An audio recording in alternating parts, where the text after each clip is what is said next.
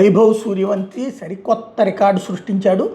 ఇంతవరకు భారతదేశపు పురుషుల క్రికెట్ చరిత్రలో అత్యంత చిన్న వయసులో ఆరంగేటం చేసిన ఆటగాడి. ఎందుకంటే ఇదివరకు ఈ రికార్డు సచిన్ టెండూల్కర్కు ఉండేది.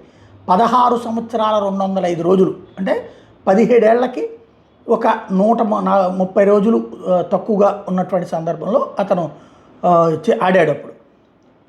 17 సంవత్సరాల 75 రోజులకి పీయూష్ చావ్లా, 17 సంవత్సరాల 118 రోజులు లక్ష్మణ్ శివరామకృష్ణన్, 17 సంవత్సరాల 152 రోజులకి పార్థివ్ పటేల్.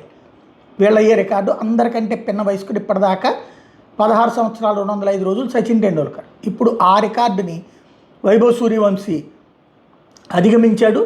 అతి పిన్న వయసులో 15 సంవత్సరాల వయసులోనే భారత జట్టుకి, పురుషుల జట్టుకి ఎంపిక కావడం అన్నటువంటి సంచలనం సృష్టిస్తోంది. భారత పురుషుల క్రికెట్ చరిత్రలో ఆరంగేటంలో ఇదే కీలకమైనటువంటి అంశం.